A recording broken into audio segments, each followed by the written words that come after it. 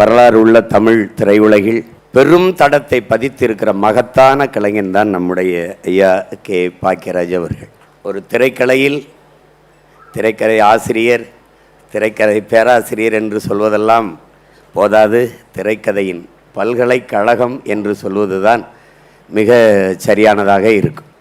அவர் அதிகமாக உச்சரித்த பெயர் அவருடைய பெயராக தான் இருக்கும். அப்படிப்பட்ட ஒரு மகத்தான கலைஞர் இங்கே குறிப்பிட்டார்கள். கதாசிரியர், உரையாடலாசிரியர், நடிகர், அதுக்கப்புறம் திரைக்கதை ஆசிரியர், பிறகு இசையமைப்பாளர், இப்படி பன்முகத்தன்மை கொண்ட ஒரு தயாரிப்பாளர் என்ற பன்முகத்தன்மை கொண்ட மகத்தான ஒரு கலைஞன். ஒரு 50 ஆண்டு என்று சொல்லும்போது அது குறைவாக இருக்குது. அரை நூற்றாண்டுகள் திரையுலகில் புகழோடு ஒருத்தர் பயணிப்பது என்பது சாதாரண சாதனை இல்லை, அது மிகப்பெரிய சாதனை. அப்படிப்பட்ட ஒரு கலைஞரை எல்லோரும் சேர்ந்து நாம் பாராட்டி கொண்டிருக்கிறோம். இங்கே ஒவ்வொரு காலகட்டத்திலும் ஒவ்வொரு படைப்பாளிகள் தோன்றியிருக்கிறார்கள், சாதித்திருக்கிறார்கள். ஆனால் அரை நூற்றாண்டு காலம் அதே தளத்தில் அதே களத்தில் ஒருத்தர் நிலைத்து நிற்பது என்பது அது மிகப்பெரிய சாதனை. அந்த சாதனையாளரை நாம் அருகில் அமர்ந்திருக்கிறோம் என்பதே பெருசு. ஏன்னா பக்கத்தில் இருக்கிறனாலே நிறைய பேரோட அருமை தெரியறதில்லை. அவர் என்ன சாதிச்சிட்டாரு அப்படின்னு நினைக்கல. நீங்கள் அவரை பார்க்கும்போது ஒரு படத்தை பார்த்துருப்பீங்க. அப்படிப்பட்ட ஒரு எழுத்தாளரை, ஒரு திரைக்கதை, ஒரு பல்கலைக்கழகத்தை நம் தமிழ் திரையுலகம் பெற்றிருக்கிறது என்பதே ரொம்ப பெருமைக்குரியது. அவர் எங்கள் அப்பா பாரதிராஜா அவர்களிடத்தில் உதவியாளராக இருந்து வெளியில் வந்து முதல் படத்தை, இந்த தமிழ் திரையுலகம் உங்களுக்கு தெரியும் ரொம்ப நம்பிக்கை கொண்டது. இந்த சென்டிமெண்ட்னு ஆங்கிலத்தில் சொல்கிறாங்க, ரொம்ப அதீத நம்பிக்கை கொண்டது. நல்ல நேரம் பார்க்கும், தலைப்பெழுத்து சின்ன தம்பி அப்படின்னா இத்து போடாது, மேட்டுக்குடி அப்படின்னா இக்கு போடாது, தமிழையே தப்பாக எழுதும். ஏன்னா அது கூட்டும்போது இந்த எழுத்து வரலைன்னா ஓடாதுன்னு நம்பும். இப்படி ஒரு கூட்டம் அது உங்களுக்கு புரியுதுன்னு நினைக்கிறேன். அப்போ இது வந்து என்ன இப்படி ஒரு தலைப்பு வைக்கிறான்னு எடுத்தவனே தன் முதல் படத்திலேயே சுவரில்லாத சித்திரங்கள்னு எடுக்கிறவில்ல.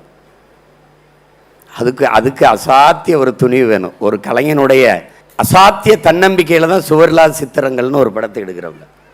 அந்த படம் அவர் எழுதிய படங்கள் எல்லாம் மாபெரும் வெற்றி அடையுது. அவர் எடுத்த முதல் படம் வந்து அவ்வளோ தூரம் ஒரு வணிகமாக வெற்றி அடையலை. இப்போ நீங்கள் பாருங்கள், ஒரு படைப்பாளி தன் அசாத்திய திறமையின் மூலம், எழுத்தின் மூலமாக புதிய வார்ப்புகள் படத்துக்கு ஐயா தான் வந்து கதை வசனம் எழுதுகிறாங்க. அதில் அவரே கதாநாயகனாக நடிக்கிறாங்க. இதில் வந்து ஒரு விதவை பெண் வந்து பூ தூக்கிட்டு வரும். சாதாரண பெண்கள்கிட்டே பூ வாங்கிறது இல்லை யாரும், ஒரு விதவை பெண்கிட்ட யார் வாங்குவாங்க? அப்போ இந்த பெண் அந்த ஊரை தாண்டி பூ விற்க போகும்போது ஒரு இடத்துல குங்குமப்பட்டை வச்சுக்கிட்டு போகும். நீங்கள் போட்டு பார்த்தீங்கன்னா இப்போ இருக்கும். அது திருப்பி ஊர் எல்லைக்குள்ள வரும்போது தன் ஊருக்குள்ளே விதவைன்னு தெரியறதுனால அழிச்சிட்டு வரும். இப்படி ஒரு காட்சியை பண்ணியிருப்பாங்க.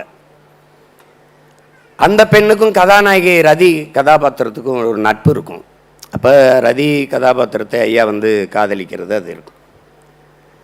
அப்போ ஒரு சூழலில் ஐயா காதலிக்க முடியாது, ஊரை விட்டு போவாங்க. அப்போ இதயம், குங்குமம், குமுதம் இந்த நாளேடுகள்லாம் புகழ்பெற்ற காலம் அது உங்களுக்கு தெரியும்.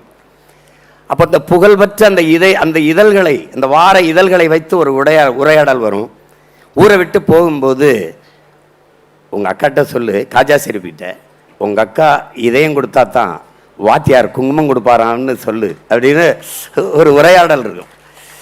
அதையெல்லாம் ஒரு சாதாரண கலைஞன் வந்து அன்றைக்கு அந்த இதழ்களின் வாசகனாக இருந்த ஒருத்தனால் தவிர வேறு எவனும் பதிவு பண்ண முடியாது. அது ஒரு மிகப்பெரிய தாக்கத்தை அந்த இடத்துல ஏற்படுத்திச்சு.